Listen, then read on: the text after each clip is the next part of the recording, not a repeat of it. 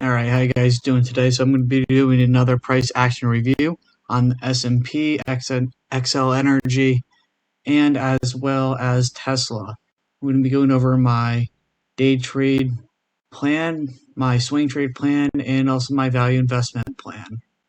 So first I'd like to start with XL Energy. What I would like you guys to notice here is how we got a nice triangle pattern starting to form from here to there. And it's kind of been going into this type of pattern for the last few months or so. And what I think is very interesting about it is how it's perfectly bouncing off the top of this line right here, this trend line up there. And what I think possibly could happen is that there is a supply zone right over here. We zoom in right here to here, big supply zone. As we see from last time, we had a base drop pattern, which would also be a indicator that it would be a very strong supply zone, especially that it's on the daily chart. And then what we also have down here is a very solid demand zone where it bounced off last time, and it also bounced over here as well, but more likely it's going to go over here because we got right here, as you can tell, nice double bottom pattern formed up, and then it went up right to the top of the trend line. So I think one of two things is possible, that it's going to possibly, if it breaks this trend line, we got to close above that it could rally up to 72.85, 73-ish, or what could also happen is that it goes down to here, this zone right here between 68.47 and 68.91, fill the gap to proceed higher, because eventually it has to come back down to fill that gap in order to proceed higher, or you're going to get a test of the bottom of the trend. It definitely will be an interesting week for this stock. What I think is more than likely, though, is that it's going to come down. I think it's going to end up testing this gap right here, considering it's also at the 21 EMA. So there will also be major support besides just the gap. EMA, as we can tell, has been a very big magnet for the price action, because as you can see right over here, we overextended it, and I think that's the only reason why we're going to consolidation, is I overextended the EMA. It's going to check that gap and come right back up.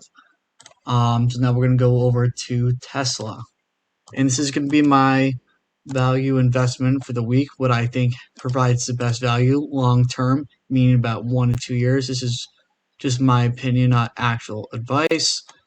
But what I see here when I look at this chart is we have a gap down here, right over here to here.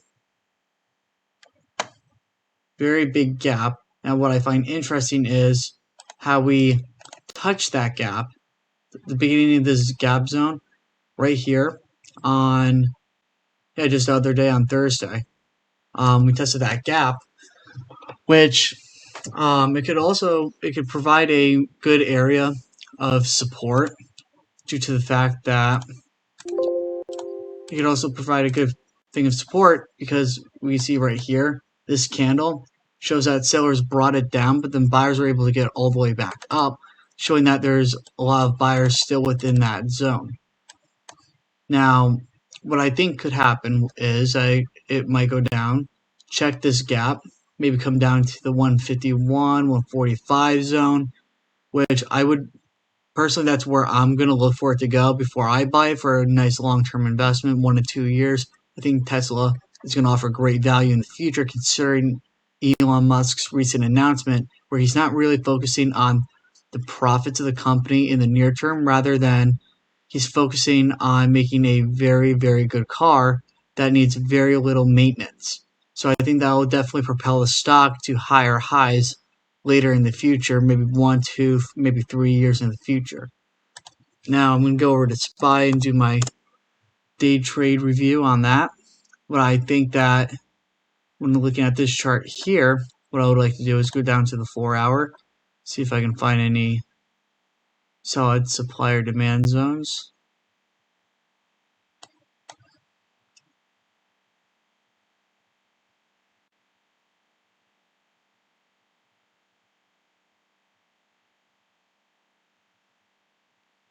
So I would say possibly right here might be a good section to look at from the height of this candle to here. Because as we can see, actually, scratch that. Because it proceeded to break this zone down over here. So I would say more from here to here. It would be a lot more of a more solid supply zone. So I would say right around 415 to the 416.55 level definitely would be an area of interest to me to look for possible puts to play out on the long term or even in the short term. What I also see here is a very good solid supply demand zone. But if we go down to the 20-day, 1 hour time frame, it becomes a little bit more clear where these areas are. So what I see here, absolutely beautiful demand. And on top of it, you have the candles showing the same exact low right here and here, which would be a very good indicator, a nice signal bar that I was going to reverse to the higher side. So definitely would like to watch that zone because obviously we can tell it's a very, very strong demand, indicating that it also hit here just even a slight bit and it bounced way up, hit here again, bounced way up. Now what I'm going to do is just extend it more this way. And so it's easier for you guys to see. I'll just mark it as a green zone to indicate where buying pressure is.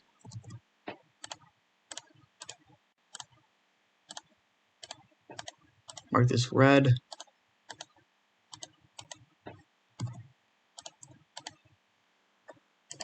All right.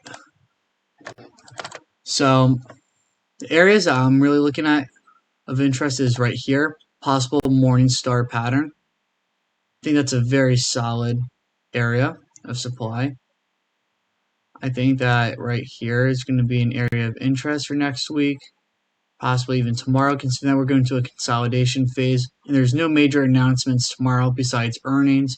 And the major earnings are going to be announced for S&P. The big main one is going to be Coca-Cola. I don't know what they're expected to do, but it might have a little bit of an impact on what price action does tomorrow, just due to the fact that it's part of the S&P, but it's not really that of a heavyweight within the index itself. Now, as we can also see here, this yearly supply zone came up right to it on the 20-day 1 hour, rejected it, and did the same exact pattern, a drop, base drop. So that's going to be your first leg, second leg down. And that's one thing I have to keep in mind with a lot of these supply and demand zones is that a lot of them have two legs to them, at least on the bigger time frames. And even on the daily, if they hit the daily, like right here, I'm sure that there was a two-legged pattern because there typically is when you hit a zone like that. So let me see if I can find any more supply zones. Let me just edit this up for you guys. There we go. So nice solid supply zone there. As you can see, even right here, kind of came in within that area, and it still rejected it. So I would say an area of interest too would be definitely be this area, because we can see I'm doubtful that it's going to come down to the 406 area, but if it ever did, I would say right here to here would be an area of interest for me, considering that it's a very strong level of demand. Right here is also another nice level. And I'm a little questionable. Actually, you know what? This is actually a good one because you have that rally base rally pattern going for it. So yeah, we'll mark that.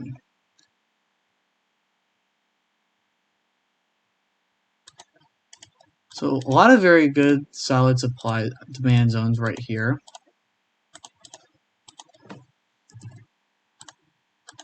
Just mark them up for you guys, just in case you want to take a screenshot or anything.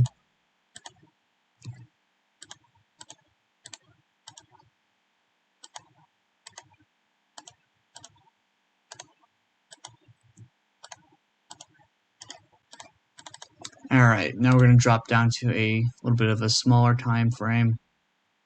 We'll bring it down to the, I don't know, let's see here. We'll do a 5-day, 5-minute. That might be helpful to see. Now, obviously, on Friday, it was a little bit of a crazy day. I personally didn't take any trades on this. And so, just an interesting fact was, for yesterday, I just like to notice that right where it sold off was also where it closed the previous day. So as you can see right here, it closed here, ended up selling off here. So we could also do a strategy based on support and resistance. I just prefer supply and demand due to the fact that it's a lot more where the big and smart money like to trade. Now, what I would like to mention is right here to here, as we can see, nice solid downward market structure going. So I would definitely be on the lookout for possibly more on the bearish side for Monday, tomorrow. I would look for the 410 area. I think that you'll get solid demand there. Definitely a big bounce if you get that.